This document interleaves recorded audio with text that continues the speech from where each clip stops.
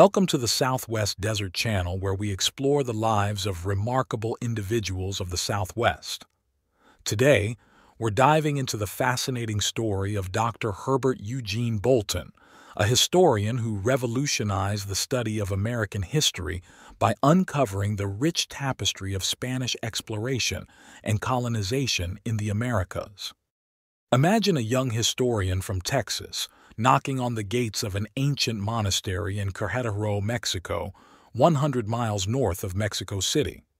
The year is around 1900, and this seemingly ordinary event would spark a lifelong quest that would redefine how we understand the history of the Americas. This young historian was Herbert Eugene Bolton, and his journey from a Wisconsin native to a renowned expert on Spanish-American history is nothing short of extraordinary. When Bolton left his home to teach medieval history at the University of Texas at the turn of the 20th century, his friends thought he was exiling himself to a land of rattlesnakes and wild Indians. Little did they know that this Yankee invader was about to stumble upon a historical gold mine that would completely reorient the study and teaching of American history.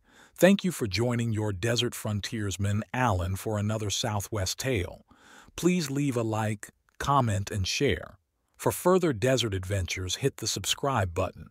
Hit the bell to be notified of new videos. If you would like to help support my channel and time, hit the super thanks heart icon on the bottom of the video and contribute. This is very helpful. Please forgive any mispronunciations. Picture Bolton standing in the monastery of the College of the Holy Cross in Querétaro. After days of polite conversation and careful maneuvering, he finally musters the courage to ask about the trapdoor in the ceiling. "Do you think there might be old manuscripts up there?" he inquires nonchalantly. The padres, taken aback by this direct question, exchange glances. After a long moment, one of them answers non-committally, "Quien sabe? Who knows?"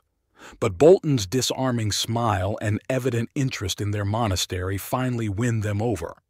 A ladder is produced, and up scrambles the professor into the dusty attic under the watchful gaze of his hosts. In the dark recesses of the loft stands a huge 18th century chest, securely locked. After a prolonged search, a key is unearthed. To everyone's wonderment, inside the chest are bundle upon bundle of neatly tied manuscripts, priceless records of colonial New Spain.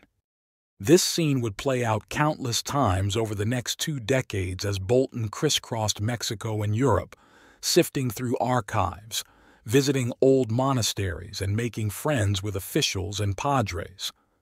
In the process, he examined a staggering 1,000,000 pages of original manuscripts, many of which hadn't been opened since they were filed away centuries ago. While many adventurers sought gold and jewels, Bolton found his treasure in dusty archives. His discoveries would bring him more thrill and lasting renown than any material wealth could provide. In the Archivo General in Mexico City alone, he explored more than 100,000 volumes of bound manuscripts, not to mention the countless unbound records lying untouched in numerous pueblos and obscure conventos. Bolton's work was so thorough and valuable that his Guide to Materials for United States History in the Archives of Mexico, published in 1913 with financial aid from the Carnegie Institution, became the official catalog used by the Mexican government for their own records. They affectionately called it La Biblia, the Bible. Bolton's research led him to a groundbreaking realization. The history of the United States couldn't be fully understood without considering the broader context of Spanish America. He discovered that long before the Pilgrims landed at Plymouth Rock or the English established Jamestown, Spanish explorers and missionaries had already traversed much of what would become the United States. This perspective was revolutionary at the time. It challenged the Anglo-centric view of American history that had dominated academic circles. Bolton's work brought to light the stories of Spanish explorers, missionaries, and settlers who had played crucial roles in shaping the early history of the Americas. But Bolton wasn't content with just discovering these historical treasures. He wanted to bring them to life. His writing style was far from the dry, academic prose one might expect. As the American Historical Review noted, Bolton masks his broad yet exact scholarship under an entertaining, even colloquial style. He famously quipped, "A textbook is the pulp of an orange that has been sucked dry," highlighting his commitment to making history vibrant and accessible. His books, including Rim of Christendom, Padre on Horseback, Outposts of Empire, Spanish Borderlands, and Spanish Exploration in the Southwest, became cornerstones for anyone interested in the Spanish history of the Americas. These works didn't just recount events, they transported readers to the time of conquistadors and padres, making figures like Eusebio Kino, Juan Bautista de Anza, and Francisco Vázquez de Coronado come alive on the page. But Bolton's passion for history didn't stop at the archives. He believed in experiencing the journeys of these historical figures firsthand. Over his career, he retraced the routes of Spanish explorers, covering more than 10,000 miles across Mexico and the American Southwest. Equally as intriguing as my adventures in archives, Bolton once commented, has been my odyssey on the trails of Kino, of Coronado, and of Anza. His travels took him from the Italian Alps, where Kino was born, through Germany and Spain, to Mexico, Lower California, and across the rugged terrain of Sonora and Arizona. Imagine Bolton, well into his 60s, bumping along in a Ford on the rough roads of Sonora, or trekking 14 miles through the scorching desert to visit the Cabeza Prieta water tanks, where Anza once revived his thirsty caravan. These expeditions weren't just academic exercises. They were adventures that brought him face to face with the challenges and wonders experienced by the explorers he studied. One particularly memorable trip saw Bolton, accompanied by Dean Frank C. Lockwood and 2 University of Arizona students, retracing Anza's route from Tubac to Yuma. They traveled along the infamous Camino del Diablo, or Devil's Highway, a stretch of over 100 miles of arid desert where scores of gold rush prospectors had perished. Bolton's dedication to accuracy led him to identify nearly every water hole and campsite mentioned in the explorers' diaries, bringing their journeys into sharp focus for modern historians. He described the Cabeza Prieta tanks, a series of natural water reservoirs in the desert, with the precision of a scientist and the wonder of an explorer. The 6 main tanks are on 6 different levels, like the steps of stairs, close together and easily accessible to each other, the overflow of all being drained by a common channel worn through the ages in the solid rock. Bolton's field expeditions were not without their share of excitement and mishaps. One time, while crossing over the mountains from Magdalena with his son and a single horse, Bolton found himself traversing the same canyon where, just days before, Yaqui Indians had waylaid half a dozen Mexicans. Such close brushes with danger were par for the course in Bolton's quest to retrace the steps of the Spanish explorers. Despite his monumental contributions to the field of history, Bolton remained remarkably humble. When asked about himself, he would often deflect, saying, "I don't count. The trailblazers of the past and you, the builders for the future, are my concern." This humility, combined with his legendary absent-mindedness when engrossed in research, made Bolton a beloved figure on campus.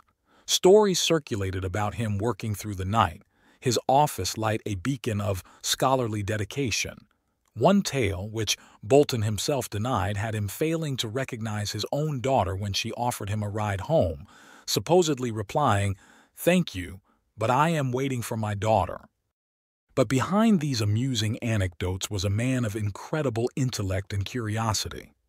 Bolton had a vital interest in his students, many of whom went on to hold distinguished professorships and diplomatic posts. He saw his work not just as uncovering the past, but as laying the groundwork for future generations to build upon. Bolton's approach to studying history, which came to be known as the Bolton method, emphasized the importance of using primary sources and conducting fieldwork. He encouraged his students to go beyond textbooks and to engage directly with historical documents and the physical landscapes where history unfolded. This method was revolutionary in its time and continues to influence historians today. Bolton believed that to truly understand history, one needed to immerse oneself in it, whether that meant poring over centuries-old manuscripts or retracing the steps of long-dead explorers across desert and mountain. Even after his official retirement at the age of 70 in 1940, Bolton couldn't stay away from the work he loved. The demands of World War II brought him back to active teaching, and he continued to give lectures, attend conferences, and, of course, research and write. His energy seemed boundless. At an age when many would be content to rest on their laurels, Bolton was embarking on new adventures. In one particularly memorable incident, he joined a 200-mile descent of the Colorado River, insisting on making only one portage instead of the usual 6 or 7, a testament to his enduring spirit of exploration. Bolton's work didn't just change how we view the history of the American Southwest. It transformed our understanding of the entire Western Hemisphere. He showed that the history of the Americas was not just a series of isolated national stories, but a complex, interconnected tapestry of cultures and civilizations. His contributions were recognized far and wide. He received numerous honorary degrees and professorships from Spanish-American universities. In 1925, the Spanish crown decorated him as Comendador de la Real Orden de Isabel la Católica, acknowledging his pivotal role in illuminating Spain's historical legacy in the Americas. Bolton's research brought to light the stories of figures like Eusebio Francisco Quino, whom he described as the most picturesque missionary pioneer of all North America, explorer, astronomer, cartographer, mission builder, ranchman, cattle king, and defender of the frontier.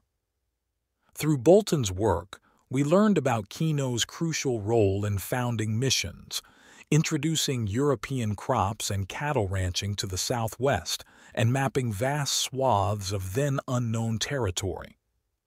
Similarly, Bolton's research on Juan Bautista de Anza highlighted the importance of Spanish expeditions in opening up overland routes to California. He compared Anza's achievements to those of Lewis and Clark, noting, "As an explorer, Anza stands beside Lewis and Clark. As a colony leader, it is difficult to find anyone in Anglo-American annals with whom to compare him, unless it might be Stephen F. Austin." As we conclude this tale, let's remember Herbert Eugene Bolton, not just as a historian, but as a trailblazer in his own right. A man who, armed with nothing more than curiosity and determination, uncovered a hidden chapter of American history, and in doing so, changed the way we see our shared past. Thank you for joining us on this journey through the life of Herbert Eugene Bolton.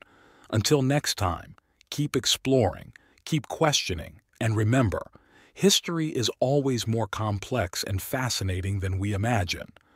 In the words of Bolton himself, we are all builders for the future, and by understanding our past, we can better shape our shared future. Please leave a like, comment, and share. For further desert romps, hit the subscribe button. Hit the bell to be notified of new videos. If you would like to help support my channel and time, hit the super thanks heart icon on the bottom of the video and contribute. This is very helpful. Happy trails.